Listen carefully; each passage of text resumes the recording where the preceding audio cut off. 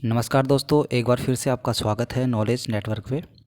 दोस्तों, जैसे कि हम लोग जीएस पॉइंटर घटना चक्र का अध्ययन कर रहे थे। 2023 की लेटेस्ट किताब है ये। और इस किताब में पूर्व परीक्षाओं का तथ्यात्मक और अध्यायवार संकलन दिया गया है। और अभी हम लोग आधुनिक भारत को पढ़ रहे थे। आप सभी लोग जानते होंगे कि अगर एग्ज़ाम के पॉइंट ऑफ व्यू से इतिहास के क्वेश्चन अगर बनते हैं तो सबसे ज़्यादा क्वेश्चन बनते हैं आधुनिक भारत के। तो इसीलिए हम लोग आधुनिक भारत को अभी पढ़ रहे हैं। तो आज का जो टॉपिक है हमारा है तो गांधी एवं उसके उनके प्रारंभिक आंदोलन, ये वाला टॉपिक पढ़ देंगे हम लोग आज। तो इस टॉपिक से जितने भी अभी तक के क्वेश्चन बने हैं उन सभी क्वेश्चनों को इसमें दिया गया है दोस्तों। तो कहना चाहूँगा, अगर चैनल पे नए हैं तो चैनल को सब्सक्राइब कर लें और पूर्व की वीडियोस को भी देख लें, क्योंकि मैंने उसमें प्लेलिस्ट बनाई है। और दोस्तों, आपके इस प्यार के लिए मुझे कार्य करने की प्रेरणा मिलती है, कार्य करने की ऊर्जा मिलती है। तो अपना प्यार बनाए रखिएगा। तो शुरुआत करते हैं। पहला है, करमचंद गांधी दीवान थे। तो दोस्तों, करमचंद गांधी दीवान थे कहाँ के? पोरबंदर, राजकोट एवं वांकानेर के। ठीक दोस्तों, तीनों ही राइट है ये, पोरबंदर, राजकोट और वांकानेर के। महात्मा गांधी ने जिस कॉलेज से पढ़ाई की थी दोस्तों, तो वह कौन सा है? श्यामलाल कॉलेज, भावनगर। ठीक, ध्यान रखेंगे, श्यामलाल कॉलेज, भावनगर। देखिए, इस प्रकार का क्वेश्चन भी बना है, तो आप लोग इस क्वेश्चन को ज़रूर ध्यान दीजिएगा। दक्षिण अफ्रीका में रहने की अवधि में महात्मा गांधी ने जिस पत्रिका का प्रकाशन किया उसका नाम था तो इंडियन ओपिनियन। ध्यान रखेंगे, इंडियन ओपिनियन का जो प्रकाशन किया था दोस्तों, वो दक्षिण अफ्रीका में इन्होंने किया था। और काफ़ी इम्पोर्टेंट पत्रिका है दोस्तों ये।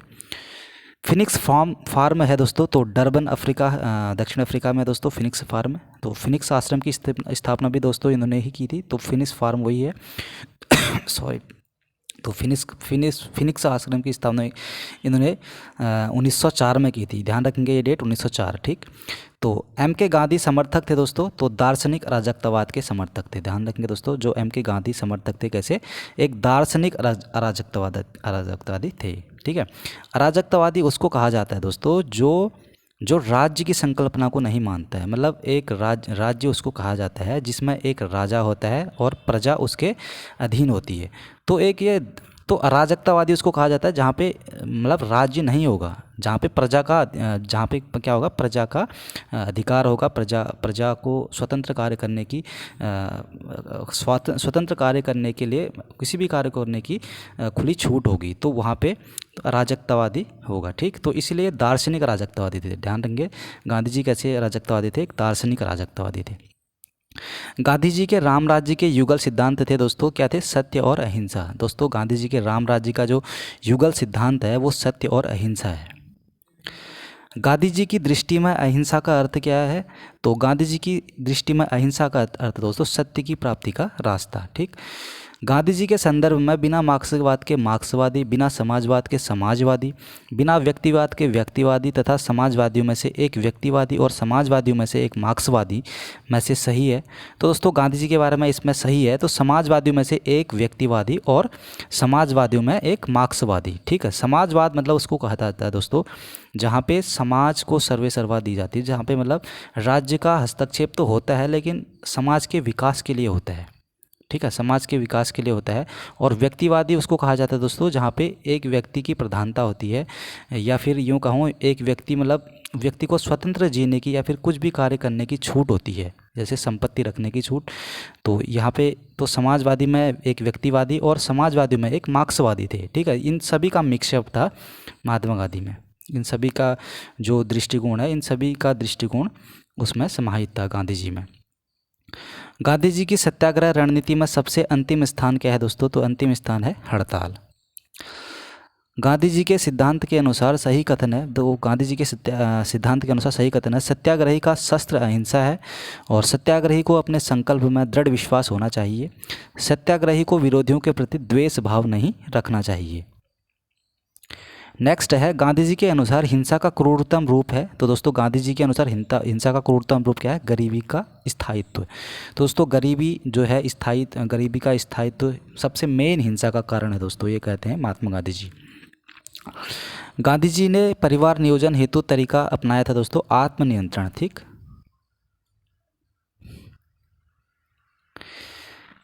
नेक्स्ट है महात्मा गांधी दक्षिण अफ्रीका से भारत लौटे। तो दोस्तों कब लौटे थे ये दक्षिण अफ्रीका से भारत? तो 1915 में। तो ध्यान रखेंगे इस डेट को, 1915 में। तो 1915 में ये दक्षिण अफ्रीका से भारत लौटे थे। गए कब थे? 1893 में। दक्षिण अफ्रीका, गांधी जी दक्षिण अफ्रीका में रहे थे दोस्तों कितने साल? 21 वर्ष रहे थे। ठीक। दक्षिण अफ्रीका के जिस रेलवे स्टेशन पर महात्मा गांधी को ट्रेन से फेंका गया था, तो कौन सा रेलवे स्टेशन था वो? Peter Maritzburg. नेक्स्ट है, एम के गांधी ने भारतीय राष्ट्रीय कांग्रेस के किस अधिवेशन में सर्वप्रथम भाग लिया था दोस्तों? तो कलकत्ता अधिवेशन 1901 में। कांग्रेस के जिस अधिवेशन में सर्वप्रथम भाग लिया था दोस्तों, देखिए ध्यान रखेंगे, 1901 में पहली बार इन्होंने कलकत्ता अधिवेशन में पार्टिसिपेट किया था, लेकिन अध्यक्षता की थी 1924 के बेलगांव अधिवेशन में। ठीक। तो दोस्तों आप ध्यान रखेंगे, कलकत्ता अधिवेशन 1901 में सर्वप्रथम इन्होंने भाग लिया था। नेक्स्ट है, भारत के स्वतंत्रता आंदोलन के दौरान महात्मा गांधी द्वारा स्थापित साबरमती आश्रम स्थित है। तो साबरमती आश्रम कहाँ पे स्थित है? अहमदाबाद नगर के बाहर। ठीक। अहमदाबाद गुजरात में पड़ता है। महात्मा गांधी ने अहमदाबाद के निकट साबरमती के किनारे एक आश्रम बनाया था। इसे सत्याग्रह आश्रम कहा जाता है। चलिए नेक्स्ट है, महात्मा गांधी ने संबद्ध साबरमती, फिनिक्स, वर्धा एवं सदावकत आश्रमों में सबसे पुराना है दोस्तों। तो सबसे पुराना फिनिक्स आश्रम है दोस्तों, ध्यान रखेंगे। फिनिक्स आश्रम 1904 का है। गांधी जी ने सेवा धर्म अपनाया था, तो दक्षिण अफ्रीका में अपनाया था। महात्मा गांधी के राजनीतिक गुरु कौन थे? तो गोपाल कृष्ण गोखले। तो दोस्तों राजनीतिक गुरु महात्मा गांधी जी के, और गोपाल कृष्ण गुरु जी के राजनीतिक गुरु कौन थे? महादेव गोविंद रानडे। महात्मा गांधी के अनुसार राजनीति का तात्पर्य था। तो दोस्तों महात्मा गांधी जी के अनुसार राजनीति का क्या तात्पर्य था? जन कल्याण के लिए सक्रियता। दोस्तों जन कल्याण के लिए सक्रियता इनके राजनीति का मूल लक्ष्य था, मूल मंत्र था। गांधी जी ने राजनीति का जो प्रतिमान प्रस्तुत किया है उसकी विशेषता क्या है? तो उसकी विशेषता है नैतिकता, धर्म और मानवता। सत्याग्रह शब्द को गढ़ा दोस्तों महात्मा गांधी जी ने ही गढ़ा। सत्याग्रह, ठीक है, सत्य के लिए आग्रह, इसका अगर विच्छेद किया जाए तो सत्य के लिए आग्रह। तो महात्मा गांधी जी का जो दर्शन था वो सत्याग्रह पे ही आधारित था। ठीक। भारत के स्वतंत्रता संघर्ष के दौरान सबसे पहले सत्याग्रह किया था दोस्तों महात्मा गांधी जी ने। ठीक। तो चंपारण वाला था ना, चंपारण वाला था 1917 वाला। तो महात्मा गांधी का भारत में पहला सत्याग्रह चंपारण में हुआ था, तो 1917 का हुआ था ये। मोहनदास करमचंद गांधी सर्वाधिक जाने जाते हैं तो दोस्तों भारतीय स्वतंत्रता को प्राप्त करने के लिए निष्क्रिय विरोध करने के लिए। दोस्तों निष्क्रिय विरोध का मतलब जैसे दोस्तों अंग्रेजों ने यहाँ पे राज किया है, तो निष्क्रिय मतलब कोई ऐसा कदम नहीं उठाना जिससे कि हिंसा हो। तो विरोध करना है, सरकार उनका विरोध करना है, लेकिन उस विरोध को कैसे करना है? अहिंसात्मक रूप से, न कि हिंसा को अपनाना है। तो निष्क्रिय विरोध को इन्होंने अपनाया था, इसलिए इनके जो इनका दर्शन है तो निष्क्रिय विरोध पे ही आधारित है। ठीक है, विरोध करना है लेकिन निष्क्रिय रूप से, कोई हिंसा नहीं करना है। निष्क्रिय का अर्थ इसमें हिंसा ही है। ठीक है। विदेशी वस्त्रों की बर्बादी ही उनके साथ सर्वोत्तम व्यवहार है, तो कहा जाता है दोस्तों। तो विदेशी वस्त्रों की बर्बादी ही उनके साथ सर्वोत्तम व्यवहार है, महात्मा गांधी जी के ही कथन है ये। महात्मा गांधी जी ने ये शब्द बोला था कि विदेशी वस्त्रों की बर्बादी उनके साथ सर्वोत्तम व्यवहार है। ये स्टेटमेंट महात्मा गांधी जी का। ठीक। तो ब्रिटिश निर्मित उत्पादों का गांधी का बहिष्कार प्रभावी हुआ। ब्रिटिश निर्मित उत्पादों का गांधी का बहिष्कार प्रभावी हुआ क्योंकि ब्रिटेन भारत को एक बड़ा निर्मित वस्तु का बाजार समझता था। महात्मा गांधी के राजनीतिक जीवन की घटनाओं का कालक्रम कौन कौन सा है दोस्तों? सबसे पहले चंपारण, उसके बाद अहमदाबाद मिल हड़ताल, उसके बाद खेड़ा सत्याग्रह और फिर असहयोग आंदोलन। दोस्तों ध्यान रखेंगे सभी डेट। तो चंपारण जो सत्याग्रह हुआ था 1917 में हुआ था, और उसके बाद अहमदाबाद मिल हड़ताल ये 18 में हुई थी, और खेड़ा भी दोस्तों 18 का ही था, लेकिन ये खेड़ा बाद का था। अहमदाबाद मिल हड़ताल पहले था इससे पहले। और उसके बाद लास्ट जो है असहयोग आंदोलन, जो कि 1919-20 में हुआ था। ठीक। तो महात्मा गांधी के बारे में सही कथन है, तो उन्होंने अपनी प्रारंभिक शिक्षा राजकोट में प्राप्त की थी दोस्तों, ध्यान रखेंगे। और कस्तूरबा के साथ उनका विवाह 13 वर्ष की आयु में हुआ था। उन्होंने विधि का अध्ययन द इनर टेम्पल लंदन में किया था। वे रस्किन की पुस्तक अनटू द लास्ट से सर्वाधिक प्रभावित थे। नेक्स्ट है, महात्मा गांधी ने कहा था कि उनकी कुछ सबसे गहन धारणाएं अनटू द लास्ट नामक पुस्तक में प्रतिबिंबित होती हैं और इस पुस्तक ने उनके जीवन को बदल डाला। इस पुस्तक का वह संदेश जिसने महात्मा गांधी को बदल डाला दोस्तों, तो इसमें क्या था खास, तो व्यक्ति का कल्याण सबके कल्याण में निहित है। तो दोस्तों व्यक्ति का जो कल्याण है सभी के कल्याण में निहित है, तो इस किताब का मेन सार था। ठीक, तो अनटू दी लास्ट से काफ़ी प्रभावित थे, ध्यान रखेंगे। वो किसकी है, रस्किन बॉन्ड की।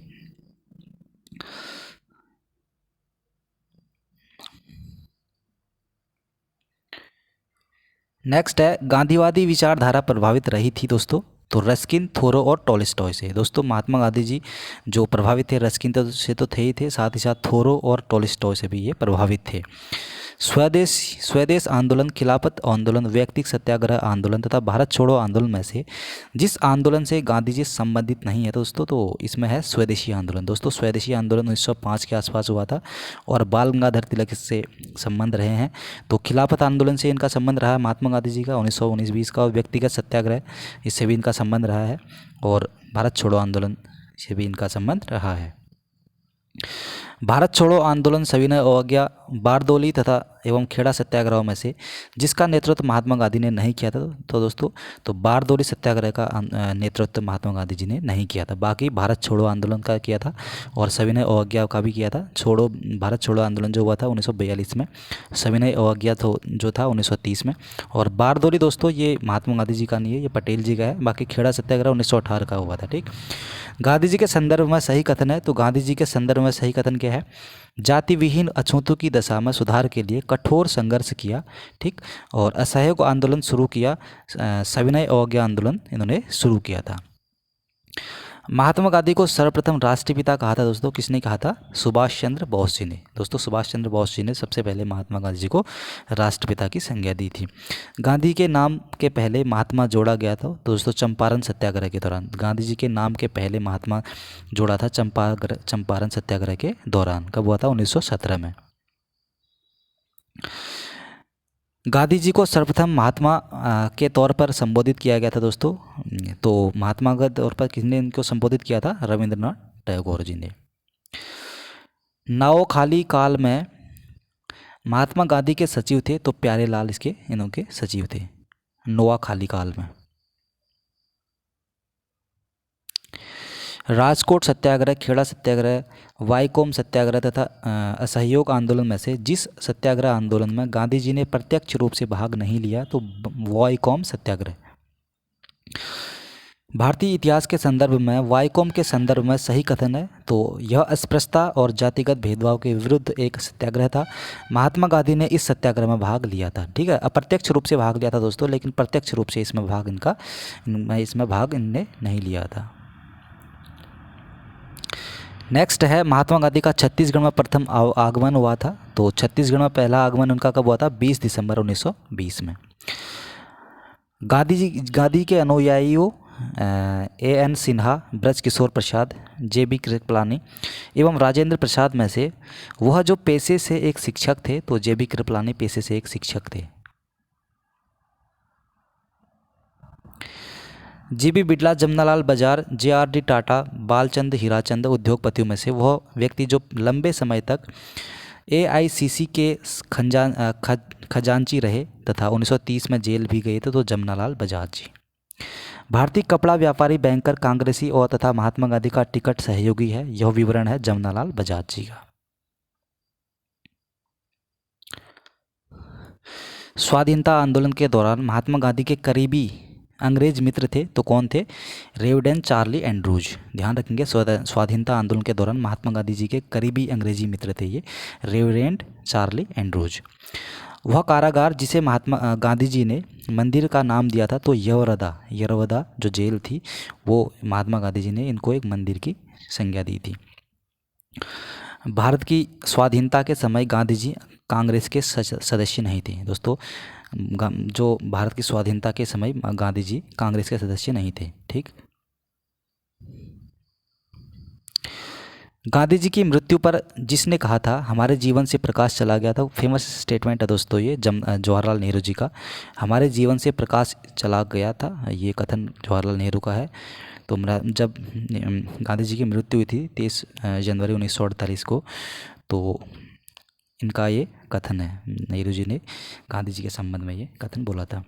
गांधी जी को वन मैन बाउंड्री फोर्स कहकर संबोधित किया था दोस्तों माउंटबेटन ने। ठीक,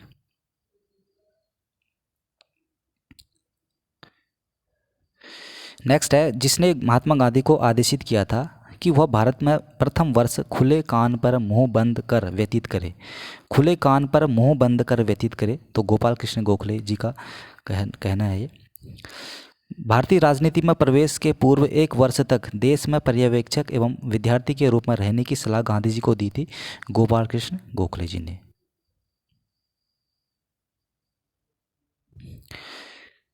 गलत साधन हमें कभी भी सही उद्देश्य तक नहीं ले जाते, तो यह कथन कहा करते थे दोस्तों कौन?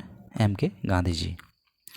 जो नैतिक दृष्टिकोण से गलत हैं वह राजनीतिक दृष्टिकोण से कभी सही नहीं हो सकता, तो इस सिद्धांत के प्रबल समर्थक महात्मा गांधी जी हैं। ठीक, जो नैतिक दृष्टिकोण से गलत है वो राजनीतिक दृष्टिकोण से कभी सही नहीं हो सकता है। दोस्तों गांधी जी ने बंधुआ मजदूरों को मुक्त कराने का प्रथम अभियान प्रारंभ किया था। कहाँ पे किया था? चंपारण में। वह आंदोलन जिसने महात्मा गांधी ने पहली बार भूख हड़ताल का प्रयोग हथियार के रूप में किया था, तो अहमदाबाद मिल मजदूर, अहमदाबाद मिल की हड़ताल थी ये 1918 में। ठीक, वर्ष 1918 में अहमदाबाद में गांधी जी द्वारा चलाए गए सत्याग्रह में हिस्सा लिया था तो मजदूर वर्ग ने। महात्मा गांधी का वह संघर्ष जो औद्योगिक श्रेणियों में से संबंधित है, औद्योगिक श्रमिकों से संबंधित है, औद्योगिक श्रमिकों से संबंधित है, वही अहमदाबाद संघर्ष। अहमदाबाद सत्याग्रह आरंभ किया गया था दोस्तों सूती मिल कामगारों के लिए। गांधी जी के ट्रस्टीशिप के सिद्धांत के प्रतिपाद के संबंध में है, तो दक्षिण अफ्रीका 1930।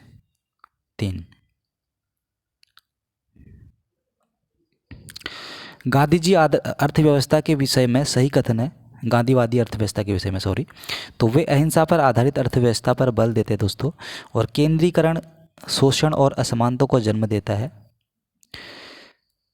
अतएव अहिंसक सामाजिक संरचना केंद्रीकरण विरोधी है। वे भारत में मशीनीकरण के पक्षधर नहीं थे। ये सही कथन है दोस्तों गांधी जी के संबंध में। वे अहिंसा पर आधारित अर्थव्यवस्था पर बल देते हैं और केंद्रीकरण शोषण और असमानता को जन्म देता है। दोस्तों वो केंद्रीकरण के विरोधी थे। ठीक है, केंद्रीकरण को वो अच्छा नहीं मानते थे और वो विकेंद्रीकरण को अच्छा मानते थे, डिसेंट्रलाइजेशन को अच्छा मानते थे। ठीक, न कि सेंट्रलाइजेशन को, क्योंकि विकेंद्रीकरण के माध्यम से वो कहते थे कि गांव होने चाहिए, पंचायती व्यवस्था होनी चाहिए, है ना, राम राज्य की कल्पना करते हैं गांधी जी।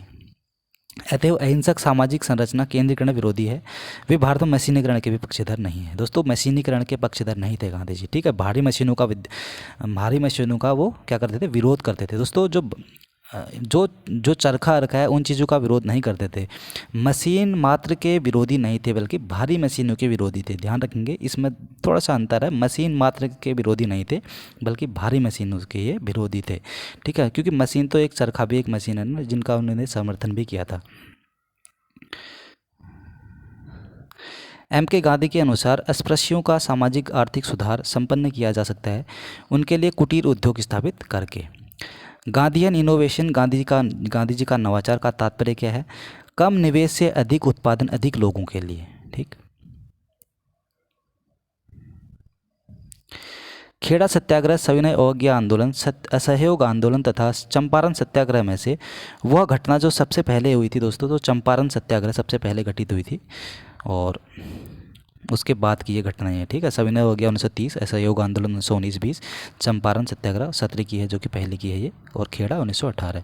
चंपारण में 3 कठिया प्रथा का तात्पर्य क्या है दोस्तों? तो इसका मेन तात्पर्य था 3/20 भूभाग पर नील की खेती करना था, जिस कारण किसानों ने भी दोस्तों विरोध कर दिया था। उनमें उग्रता की भावना, मतलब उसमें विद्रोह की भावना पनप गई थी किनमें? किसानों में। तो क्योंकि अंग्रेज उनको 3/20 भाग पर नील की खेती करना उनको कहते थे, नील की खेती करना अनिवार्य कहा गया था उस वक्त, जिस कारण से उसका विरोध किया था किसानों ने।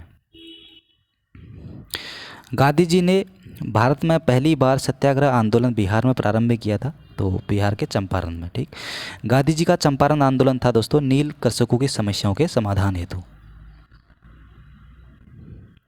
सही कथन है, चंपारण जांच में आचार्य JB कृपलानी महात्मा गांधी के सहयोगियों में से एक थे।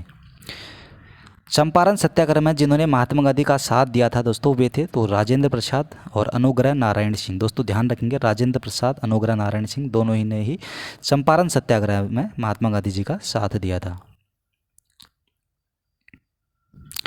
महात्मा गांधी के चंपारण सत्याग्रह से संबंध है तो राजकुमार शुक्ल जी, जिन्होंने गांधी जी को वहाँ पे बुलाया था और चंपारण में बुलाया था किसानों के जो शोषण हो रहा था किसानों के प्रति वहाँ पे, तो राजकुमार शुक्ल जी का संबंध है, ठीक है, चंपारण सत्याग्रह से। चंपारण आंदोलन से संबंधित थे दोस्तों राजेंद्र प्रसाद, अनुग्रह नारायण सिन्हा और JB कृपलानी। चंपारण कृषि जांच समिति के सदस्य थे दोस्तों DJ रीड और महात्मा गांधी और LC अदामी, राजा हरिप्रसाद नारायण सिंह और G रैनी। दक्षिण अफ्रीका से लौटने के पश्चात गांधी जी ने प्रथम सफल सत्याग्रह आरंभ किया था दोस्तों, कहाँ पे? चंपारण में। महात्मा गांधी ने सर्वप्रथम जिस किसान आंदोलन में भाग लिया था वो चंपारण है, ठीक। चंपारण किसान आंदोलन का नेतृत्व करने के लिए महात्मा गांधी जी को आमंत्रण दिया था दोस्तों किसने? राजकुमार शुक्ल जी ने। चंपारण सत्याग्रह के संबंध में सही है दोस्तों, यह किसानों से जुड़ा था। इसे 3 कठिया प्रथा के विरुद्ध संचालित किया गया था। डॉक्टर राजेंद्र प्रसाद तथा JB कृपलानी ने इसमें MK गांधी को सहयोग दिया था। नेक्स्ट है चंपारण नील आंदोलन के राष्ट्रीय नेता थे तो चंपारण नील आंदोलन के राष्ट्रीय नेता महात्मा गांधी। महात्मा गांधी के चंपारण सत्याग्रह का विरोध किया था दोस्तों तो NG रंगा जी ने।